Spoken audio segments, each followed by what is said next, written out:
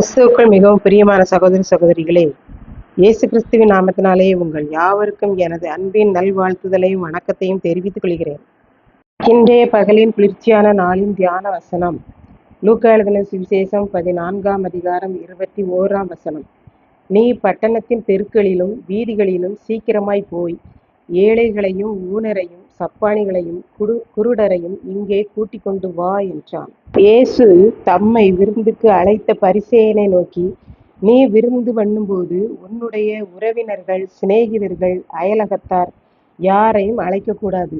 அவர்கள் உன்னை அழைப்பார்கள், பதிலுக்கு பதில் செய்ததாகும்.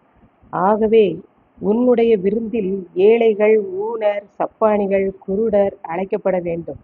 அவர்கள் உனக்கு பதில் செய்ய மாட்டார்கள்.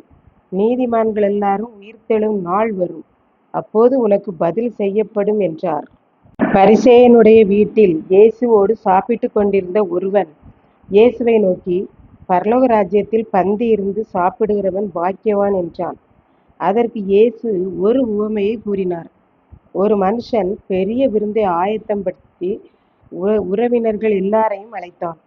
அதற்கு அந்த உறவினர்கள், சிநேகிதர்கள் எல்லாரும், ஒருவன் நான் வயல் வாங்கியிருக்கிறேன், அதை பார்க்க போகிறேன் என்றும், ஒருவன் ஏர் மாடுகள் வாங்கினேன், அதை பரிசோதித்து பார்க்க வேண்டும் என்றும், ஒருவன் திருமணம் பண்ணினேன், அதனால் நான் வரக்கூடாது என்றும் சாக்குபோக்கு சொன்னார்கள். வீட்டெஜமான் கோபமடைந்து பட்டணத்து வீதிகளிலும் தெருக்களிலும் உள்ள ஏழைகள், ஊனர், சப்பானிகள், குருடன் எல்லாரையும் அழைத்தும் இன்னும் இடம் இருந்தபடியால் பெருவழிகளிலும் வேலிகள் அருகிலும் கிடந்தவர்கள் எல்லாரையும் அழைப்பித்தான். அவர்கள் எல்லாரும் அந்த விருந்தை சாப்பிட்டார்கள். அழைக்கப்பட்டவர்கள் அந்த விருந்தை சாப்பிடவில்லை. இப்படித்தான் பரிசுத்தவானாகிய ஒருவர் ஒரு கனவு கண்டார்.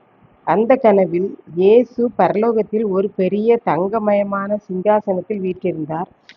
அவரை சுற்றிலும் தேவதூதர்கள் நின்றார்கள். தேவன் தூதர்களை நோக்கி, நீங்கள் பூலோகம் சென்று அங்கே எனக்காக ஊழியம் செய்பவர்களிடம் பரலோக ராஜ்யத்தில் இயேசுவோடு கூட இருக்க, அவரோடு உட்கார்ந்து சாப்பிட ஆயத்தமாய் இருக்கிற எல்லாரையும் இயேசு வந்து கூட்டிச் செல்வார். ஆகவே எல்லாரும் ஆயத்தமாய் இருங்கள் என்று சொல்லச் சொன்னார். அப்படியே பூலோகத்தில் உள்ள ஊழியர்கள் எல்லாரும் பரலோகத்தில் இயேசுவோடு கூட பந்தி இருக்க ஆட்கள் தேவை. எல்லாரும் ஆயத்தமாக்கி வாருங்கள். யாரெல்லாம் ஆயத்தமாய் இருக்கிறார்களோ அவர்களை இயேசுவே வந்து கூட்டி செல்வார் என்று எல்லாரிடமும் கூறினார்கள். அதற்கு ஊழியர்களால் அழைக்கப்பட்டவர்கள் எல்லாரும், எங்களுக்கு 50 வயதுதான் ஆகிறது, நிறைய வயதான பிறகுதான் நாங்கள் ஆயத்தமாவோம், இன்னும் இந்த உலகத்தில் அனுபவிக்க வேண்டியது ஏராளம் இருக்கிறது என்று ஒவ்வொருவரும் சாக்குபோக்கு சொன்னார்கள். கடைசியாக இயேசு என்றால் யாரென்றே தெரியாதவர்களிடம் போய் தெரியாத அவர்களுக்கு தெரிய வைத்து கஷ்டப்பட்டு கூறினார்கள். பரலோக ராஜ்யம் என்று ஒன்று இருக்கிறது. அங்கே இயேசு என்கிற தெய்வம் இருக்கிறார். அவர் விருந்து ஆயத்தம் பண்ணி இருக்கிறார். நாம் அந்த விருந்தில் குடும்பமாய் கலந்து கொள்ள வேண்டும். நீங்கள் எல்லாரும் ஆயத்தமாகுங்கள். நீங்கள் ஆயத்தமானதும் இயேசுவே வந்து கூட்டிச் செல்வார் என்றார்கள். அவர்கள் எல்லாரும் ஆயத்தமானார்கள். இயேசு வந்து அவர்கள் எல்லாரையும் பரலோக ராஜ்யத்துக்கு கூட்டிச் சென்றார். இப்படி அவர் கனவு கண்டு விழித்து கொண்டார். இதை கேட்டு கொண்டிருக்கும் எனக்கன்பானவர்களே, இந்த கனவை குறித்து சற்று சிந்தித்து பார்ப்போம். இன்றைக்கு இயேசு நம்மையும் அழைக்கிறார். நாம் எல்லாரும் ஆயத்தமாகி ஆண்டவரண்டை சேர்வோமாக.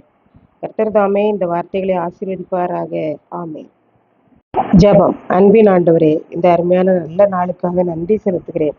இப்போதும் இதை கேட்டு கொண்டிருக்கிற யாவரும் பரலோக விருந்தில் பங்கடைய கிருபை செய்தருளும். இயேசு கிறிஸ்துவின் மூலம் வேண்டிக் கொள்கிறேன் பிதாவே. ஆமென்.